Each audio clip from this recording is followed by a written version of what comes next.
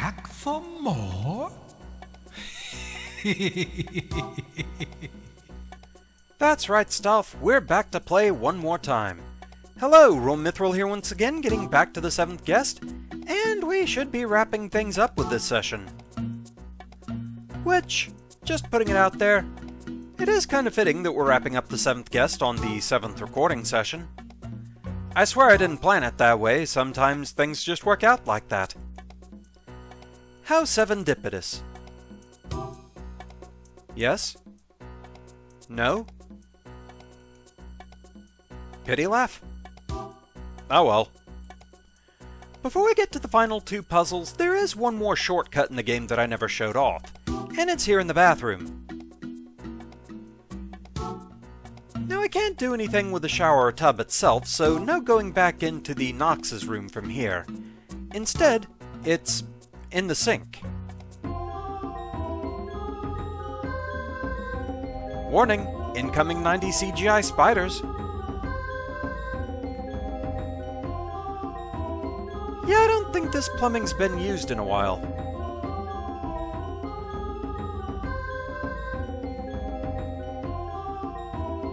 And we're in the library again. So this music, it's nice and all for the shortcut itself, but it really should have stopped afterwards. Sadly, it doesn't. In a previous take, I actually tried using the fireplace shortcut to get back up to the 2nd floor real quick to get right to the puzzle. However, it never seemed to load another music cue, and so that music was playing through all of it. I don't think we really want that. Back for more? You know we're here, Stuff. We were just here.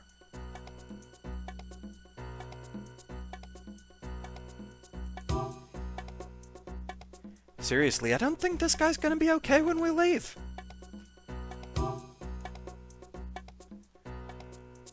So there is one final door here in the 2nd floor hallway that we haven't been able to go through. And it's over this way.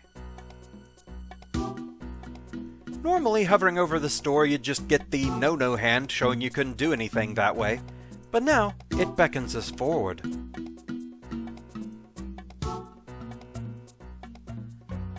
There's not a puzzle icon here, but a puzzle there be, in the door knocker.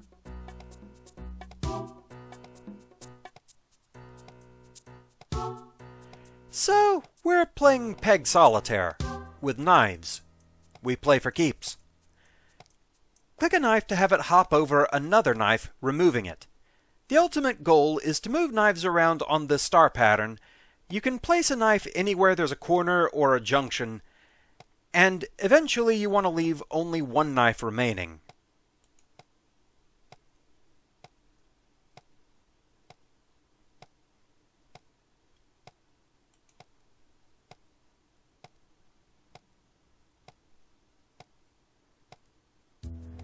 Thankfully, this is one of those where there's multiple ways to go through it.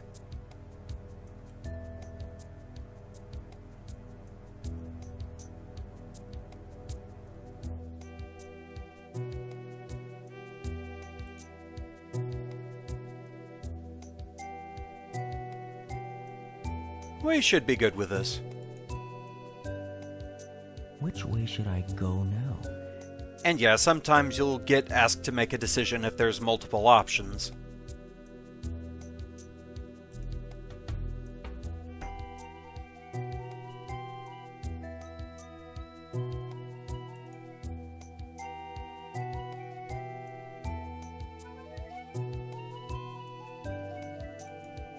And this should do it. Great move. And the knives are coming at ya! But with that, the puzzle is solved and we can move on. Now at this point in the original CD-ROM version of the game, you'd get a prompt telling you to put in Disc 2. But these days it's all just one cohesive program, so no need. So, upstairs we go.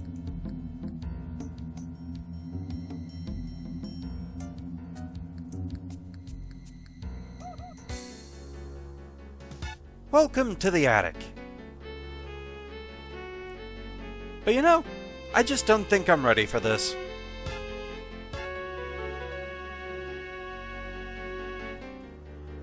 You know, how does he keep doing that?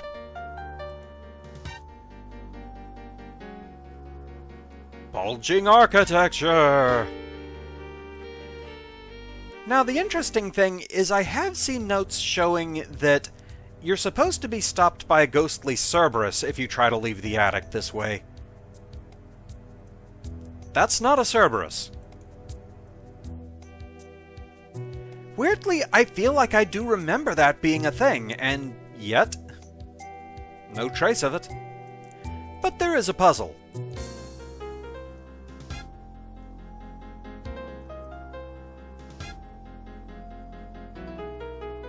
Consider this game on the house. This is trickier than it looks. It is tricky, but the rules are fairly straightforward. Your first move is a freebie. You can choose any window here on the bottommost tier. What window you move to next, that defines what direction that window signifies from then on. Say, for example, I picked this rectangular window here and moved up. From then on, anytime the path hits a rectangular window, it automatically moves up. So say we went up from here, it would automatically go up to this window. Let's say I then defined this archway to be right. It would move over here, then up again, and I'd have to choose what direction this means. So, you have to work out a path that gets you up from this floor to the next, and to the next, and to the very top. Another thing to keep in mind, your path cannot cross itself. So, looking at our options here, let's start here. And we'll define round windows as moving up. We'll define the half circle as moving to the right. This will go left. And the archway, we're left with going down because you cannot repeat a direction. So with this, we will have defined all the window types. Will it get us to the end?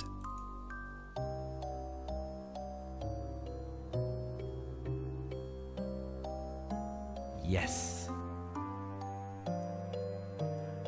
So the thing to bear in mind with this puzzle is whatever you defined the windows as on the first floor carries over. So from that, we know all the archways are right out. They'll just lead us back down. This round window would go up, up, to an archway that would go back down, contradicting itself. So that's a loser. This is our only safe option.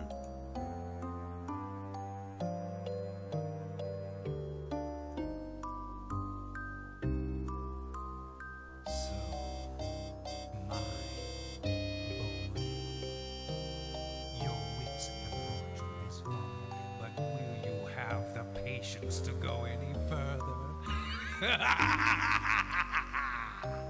A bit quiet there, Staff. So once again we have to look at what options we have. This would lead right up to going back down. This would lead right to going down. This would just be straight down. So this is our only option. I don't think there are multiple solutions to this one. It just takes some experimentation. No!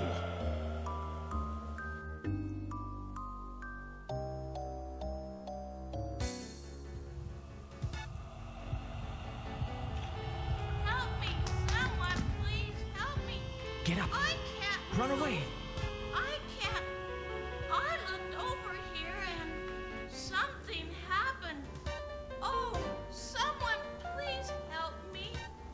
Come here, you little one! One lost puzzle. Someone help!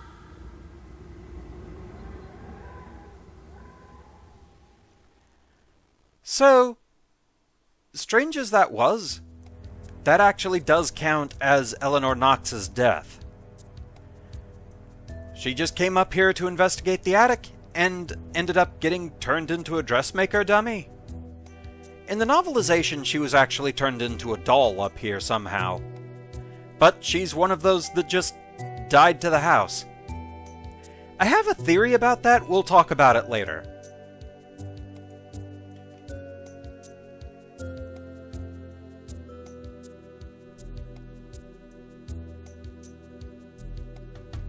Hi there.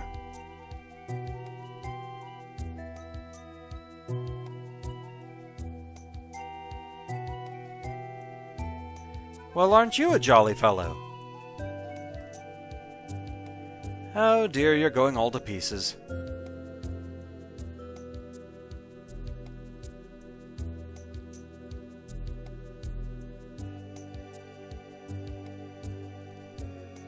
Well, he wants us to go forward anyway.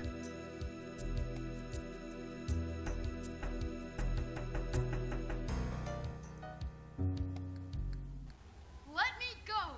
It's okay, darling. You know I won't hurt you. Just come upstairs. It hasn't happened yet. Let me. No! Let me. It's happening now. I've been here before. I've seen all this. Over and over. Help me! Someone, please! Tried to help myself. Always failing. You little brat!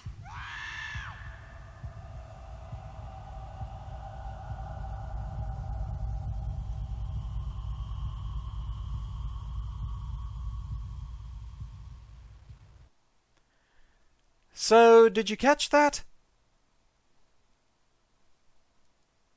We've been Tad's spirit the whole time. That's who Ego actually is. Tad's trapped spirit here in the mansion. Stoff has forced us to relive the events of that night over and over and over.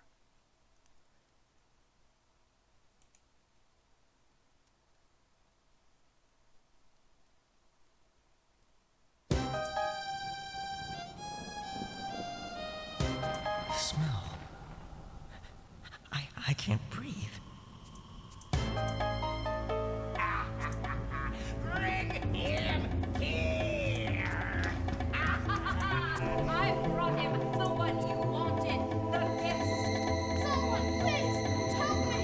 I'm not going. I just want to get out of here. My wish, I'll get my wish. Oh, no, oh no, you cheated me. You promised me.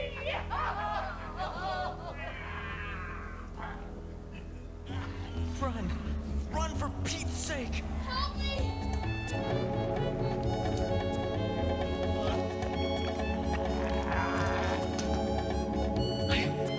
I can't do anything.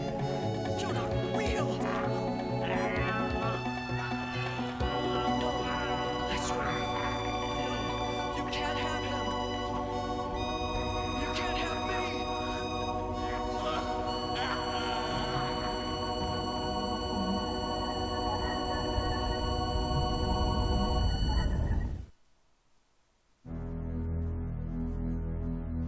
You saved me.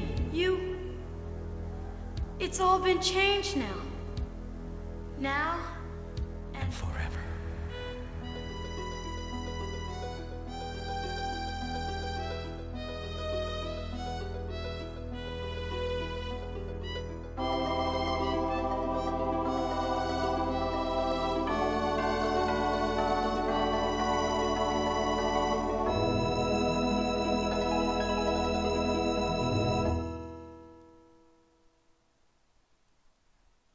So a bit of a strange ending. But by beating all of Stoff's puzzles, somehow Ego/Tad was able to break the loop he was trapped in. And in doing so, we were able to free him/he was able to free himself. It's a bit of a confusing ending. And also, as the book hinted, yes, this was The Seventh Guest, Volume 1. As I've said, there is an official sequel game, The 11th Hour. I might do an LP of that one at some point, but it may have to involve some heavy censoring. The Seventh Guest, even with some of its naughty scenes with Martine Burden, that was only a T rating. The 11th Hour, that one's M rated. Yeah. And yes, there's the Fat Man. There is actually a soundtrack disc for the game called 7-Eleven by the Fat Man and Team Fat. Personally, I suggest checking it out. I have a copy of it. I really do love the music from this game.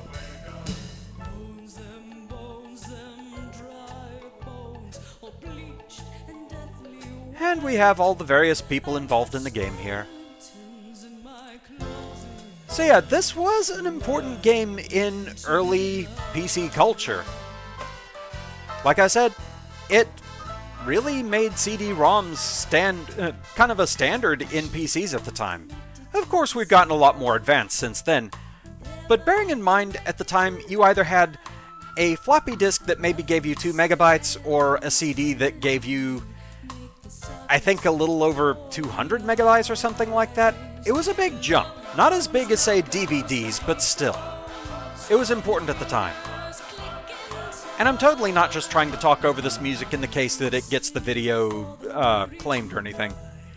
But so far it's been pretty good.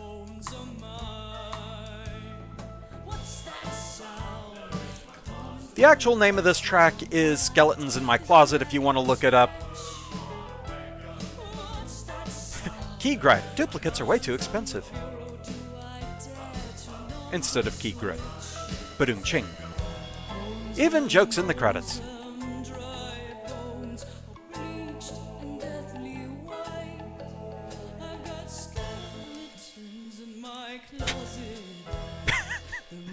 Some of these entries. So yeah, here we have the staff. Or the cast. I'm not sure how many of these people are still around. I know Robert Hirschbeck actually reprised the role of Stolf in a fan game. Deborah Ritz Mason, I know she unfortunately passed away.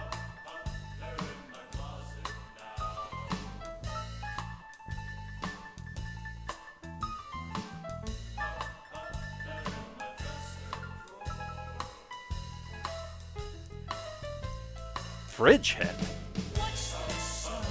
Oh, I think that has to do with a scene that got cut from the final game. I think that was in the lab. Because, yeah, there are a lot of scenes that did get cut.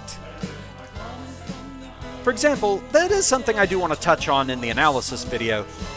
The part where they were in the library recounting their experiences, Eleanor said that she saw blood. However, we never witnessed her doing so.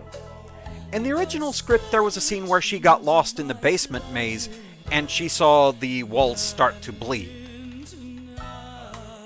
But, well, that wasn't in the final version of the game. Unless it's one of those scenes that I just never saw before, but if so, it must be in some far dead end of the maze that I've never been in.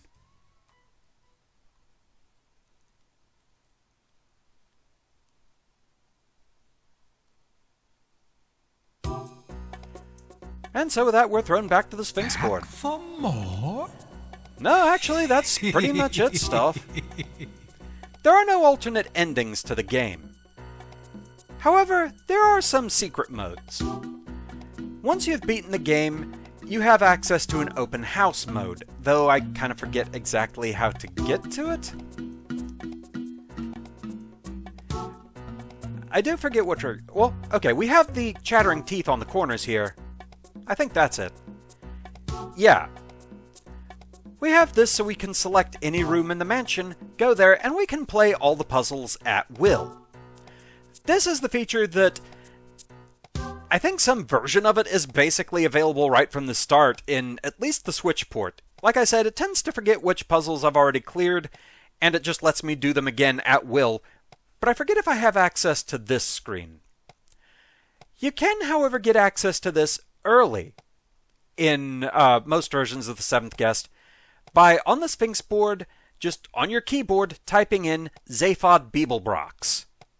It's the name of a character from Hitchhiker's Guide to the Galaxy. Doing so opens the open house mode. So yeah, we can just go wherever we want. Not sure what going to the house itself does, or you can just go back to the Sphinx board. But with that, that is the end of the 7th guest. We're going to be doing one more video where I'm going to be doing plot analysis and trying to piece together the order of what happened and when. But for now, that's where we're going to call it. So thank you very much for watching.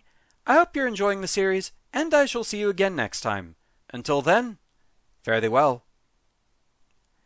Sorry, Stoff. We really have to leave this time.